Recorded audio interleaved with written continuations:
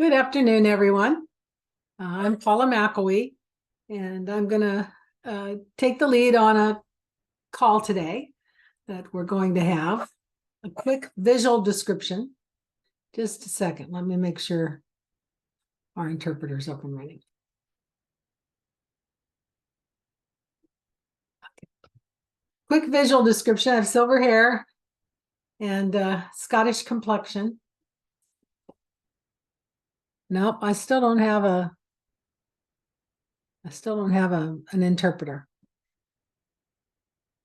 There's Bethany. I see you. We good? All right.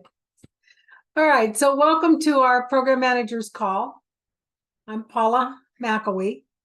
I'm a silver-haired woman with Scottish complexion, as I like to say, which just means that it's a little blotchy pink on top of the white. And I'm going to lead the call today around the topic of outreach. Now, we are using a little different format, so I want to describe that for you so everybody's on the same page related to that. We are recording the first part of this call.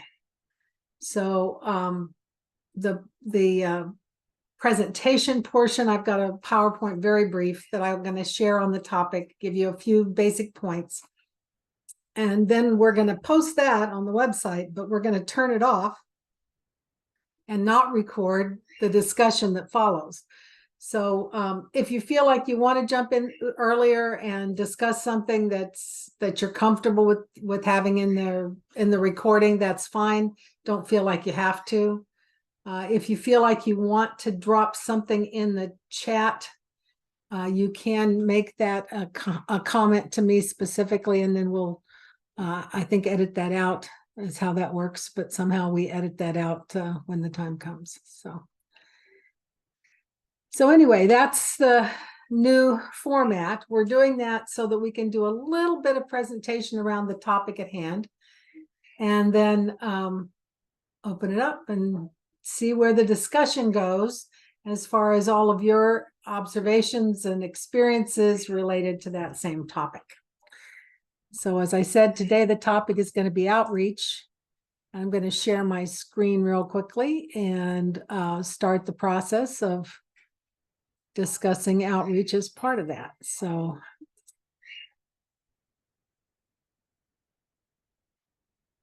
you should be able to see it. Now I'm going to do it from the beginning as a slideshow. And hopefully that's what you see is our logo. So this is the Associate Director or Program Director's call. And the conversation is about outreach. And we're going to talk a little bit about what the requirements are and then what everybody does. So the requirement for outreach is that you identify the need and provide the outreach. There isn't a lot of detail in the regulations, except that it does say that you have to make sure that you are addressing the needs identified in your state plan for independent living. Now, the state plan for independent living is an ongoing document. Right now, there's a plan in place that will go through the end of September, and then a new plan will be taking effect the 1st of October, the last day in September. And so the state is working on that plan now. They will actually submit it to ACL at the end of June. And part of what they do is that they ask a lot of questions and ask people around the state who are the unserved or underserved populations. And as the state Independent Living Council works with the centers to develop that state plan, that's part of what they're going to be collecting, or that's part of what they're going to be working on as they go through that. So I guess the first question I have is, do you know what your state plan says? Because you're required to do what your state plan says related to outreach. So make sure that you take a look at that and know what that state plan is saying regarding who is unserved or underserved in your state. Now, you may feel like you know that for your service area, and the whole state may not be identical, because some of you have rural and urban areas. Some of you have very different demographics in different parts of the state. So it's not going to be only what the state plan says, but what the state plan says should inform your outreach plan. So keep that in mind. And if you haven't seen your state plan, most of your SILCs, State Independent Living Councils, post that on their website. If not, you can get it from them or from ACL, but you can see what the plan says. It's public information.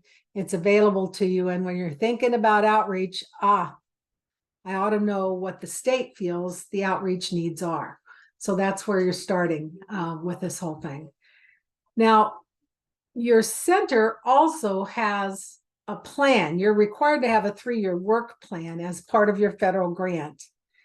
And that 3-year work plan has to connect with or flow out of what the state says and has identified, but can also include information that's very specific to your center as opposed to the others in the state. So you can look at your own research and your own planning locally, as well as what the state has said, and figure out what makes sense for your center and the service area that your center is providing services in. So I guess the first question that I have for all of you is, do you know your communities well? And my guess is that the answer is mixed, because most of us know the parts of the community that we most interact with, but we're less comfortable with other parts of the community where we don't have a lot of interaction. So it's not uncommon for people to say, well, yes and no. You know, I kind of know some of it. I don't know about, I lived in Hays, Kansas for many years and was the director of the center there. And a lot of the area was settled by Volga Germans, which means Germans from Russia. But there was one little community, it was called Victoria, there were lots of little communities with German names, but this one had an English name. For whatever reason, but it was very much Volga German culture, to the extent that people my generation, who were 3rd generation in the country, still spoke with a Volga German accent. So it's a very different community than any of the others in the area around us. We served 18 counties, but this little town, of course, the same was true of Liebenthal and Tschenchen and some other. You don't have to, I don't know how you would spell that, Bethany. I have no idea. But nice long German names. But they were very different culturally than the remainder of the community. We had one community that had a university in it. Well, that's going to be very different culturally. So we're not always talking about race. We're not always talking about language. We can talk about a lot of different things to describe culture. But do you know your communities, and how are you identifying these different communities within your service area, and how are you reaching out to them is a question that needs to be asked as you look at your own center's plan and as your state looks at its state plan for independent living. Now, one of the ways that you can do outreach is to build partnerships, because there are other entities in the community who know those communities better than you do. So there was a Volga German society in our community, for example. And so that Volga German society knew how to best approach that particular culture. I'm sorry, Bethany. Are you saying, can you spell what you're saying? You're saying Volga? Volga, V as in Victor, O-L-G-A, Volga. Oh, I added a B. That was my bad. Sorry. That's all right. No, that's okay. I'm glad you asked, because I'm not sure. One more time. Can you spell it again? V V O as in L. Victor, LGA, Volga. Where is my camera? VOLGA. Thank you, Paula. You're welcome. No, that's a good one. I think there are lots of things that where if you don't already know it, it blurs itself together sometimes. And you can't hear it. So glad to share. But anyway, as we look at those partnerships, who is that society in town that represents that otherwise underrepresented group in your community? Because I can guarantee you there are people with disabilities within that group. So whatever that aspect of your community is that is unique, also brings with it people with disabilities. So finding the organizations that target specific groups in your community and partnering with them to reach out to people with disabilities in your community becomes a very important part of this process. Now, to do that, you need to understand what it is they are doing within that society, because it may or may not be a natural fit. So you want to kind of know that, and you want to know that they will consider Centers for Independent Living as a complement to other things that they do, as something that's beneficial to their group. And so you want to find those organizations and build those partnerships. Now, some of those are bilingual or multilingual. We certainly would consider most deaf associations as a language group, right? Bicultural or multicultural partners are out there in the community, and we need to figure out how to provide outreach to that group. And we also need to shift and change, because sometimes that bilingual or multilingual group is shifting and changing too. And the people who don't speak English as their primary language may be dropping off of some of those groups. So you want to watch those shifts and changes and watch those cultures as they shift and change, but figure out how can you be a partner with, would be a better way to say it. How can you be a partner with some of those other societies or organizations within your community?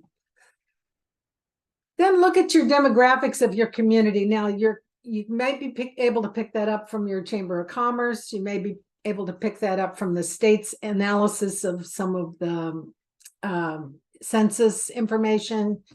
You might pick that up in some other ways, but know the demographics of your community, and then ask yourself, okay, if I look at these demographics of the community that we serve, and I look at the staff and board of our organization, do I see similarities there?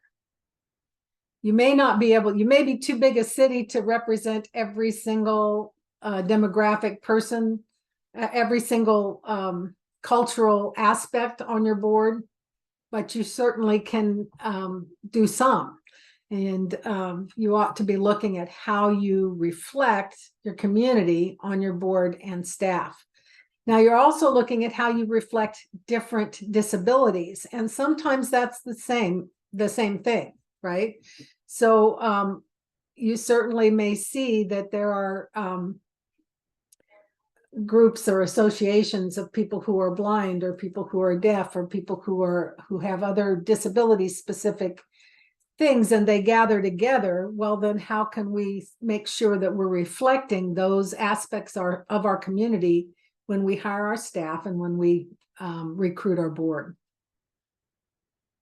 You want to create outreach materials also that target the needs of those specific groups, that focus on the needs of those specific groups. And you want to identify media partners that resonate with specific populations. I live in Fresno, California today, and we have several local Spanish stations that are one of the places that we go if we want to communicate with the Spanish speaking community in our area. So how do I find that and who is that? I should know the answer to that question. I should know how to communicate in those ways. So how does your center look as part of that? Are your staff reflecting the diversity of the community you serve and your board? And I also want to, I'm kind of into decor a little bit. I like for things to make sense or match, and I like to look for things that are a good fit. And I like for a Center for Independent Living to reflect the different communities that it serves in the art that's displayed in the center itself. So, if you're I worked with one center that was right in smack in the middle of a Chinese business district.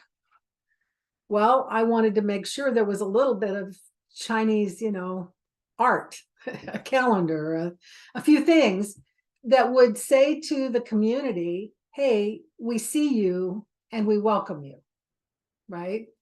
And you want to do that for whoever your community is. So do you do that in the physical space? We use less physical space than we used to. A lot of centers have gone with more and more remote space. Then do you use it in your social media space? So is diversity represented on your social media pages and on your website is an important question. And all of this is not in and of itself outreach, but it is what helps to welcome people so that they will respond to outreach. Does that make sense? So you're actually, getting a chance to make sure that you're saying to people, we welcome you.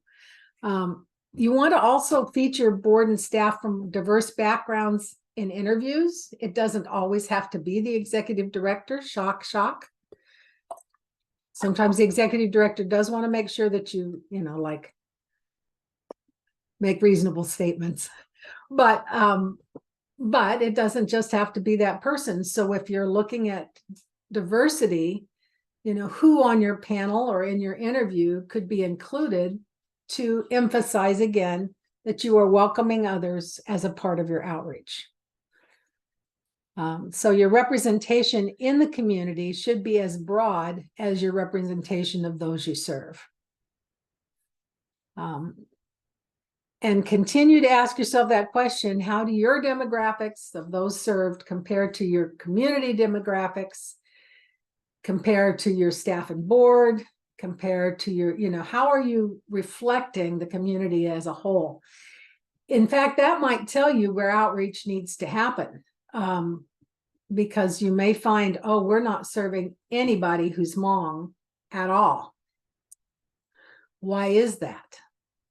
What's going on that, we have a 7% of the population is Hmong in my community, and we're not serving 1% even. So what's wrong with that picture and what needs to happen? That tells me that there's some outreach that needs to happen that maybe hasn't happened yet.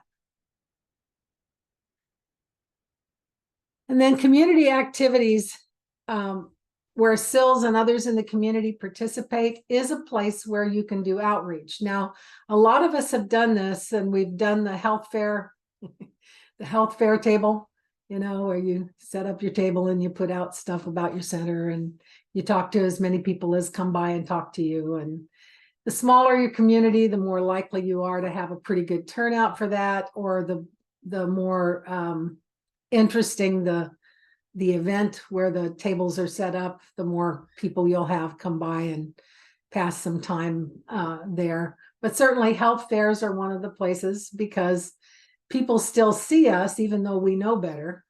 People still see us as part of the health community. And so it's useful to have that healthcare emphasis, so that you're connecting with people who might be looking for something related to a diagnosis that they've recently had or something else, and they suddenly see disability and they see it differently than they used to, and they have questions. So hopefully you can be there as offering peer support as a person with a disability and answering some of those questions. Transitional school fairs, we see a lot of these. There were more of them pre-pandemic. They seem to be coming back. But this is for assisting people who are getting ready to depart high school. So they're not your post-secondary folks yet, but they are still people who are in school, and this might be a place where you could connect with them. Support groups, and some of those support groups can meet anywhere. So they might meet at the local VA center, they might meet at the senior center, they might meet at a church, they might meet at at a place that serves a specific addiction or other kinds of services. And you can be a part of that if it's appropriate. So you can check in with those groups and see, can we be a part of this, and can we use this as an outreach option so that people can get access to other services. Senior citizens fall in that category. Churches often fall in that category. They may have events, and when I say churches, I say that in a very general way. Churches, synagogues, temples, any kind of meeting places that happen in conjunction with worship of some sort can also be a part of outreach, because you're reaching out often to a different group of people depending on the different settings that you access there. So, whoops, I put those school fairs in there twice. How did I do that? And any other celebrations, if people have a celebration and they will include you in the Hmong New Year celebration, then be there, be visible, be a part of it, as a part of what you're doing to reach out. Community engagement also includes anything related to rights, and we are a movement, including activism for civil rights and social justice. And so there are other social justice events in our community that we may want to partner with. We want to say we agree with social justice. We want to say we support social justice, and we want to be a part of whatever that looks like in your community in social justice events. So that might be a Martin Luther King parade, it might be a pride parade, it might be an event related to voting, bring out the vote. So you've got the whole League of Women Voters or whoever else is bringing out the vote. We have ADAPT. Now, ADAPT used to stand for something, I think maybe still does, but it's the civil disobedience arm of the independent living movement. And those ADAPT events, many of them are bringing attention to situations of injustice. And when you participate in them, you bring a different group of people come to that area and want to know more about independent living, and you want to be in the right place at the right time when that happens. Veterans events, we might maybe just experience this, most of you. Homeless gatherings, there are different sorts of them, and they happen on a regular basis. Veteran stand downs being one that's a real common one here. And I don't know if anybody else wants to mention another or has another, but feel free to jump in and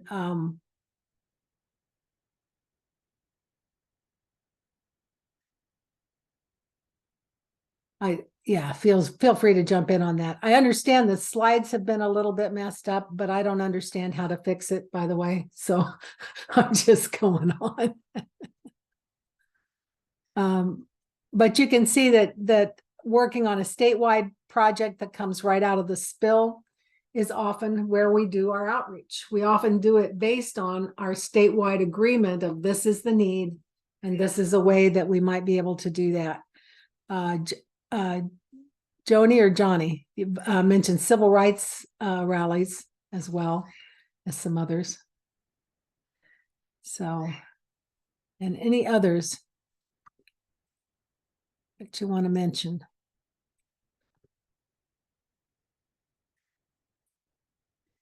Just a couple more thoughts, and then we'll go to our other group. Does rural outreach differ from urban outreach? And I guess my answer, having worked mostly in rural areas, but having also worked in some urban areas too, it can, but it doesn't have to be entirely different. Transportation is the most common barrier, but it is also a barrier in urban communities. The transportation routes don't go to every corner of the city.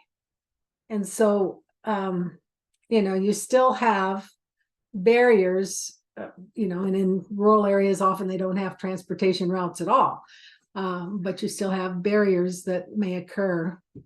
While we're pretty tired of it, Zoom and some of those similar platforms have given us a way to reach out to those who don't have that easy access to transportation, and also to give us captioning access, make it easier for us to have an interpreter that's with us in the group.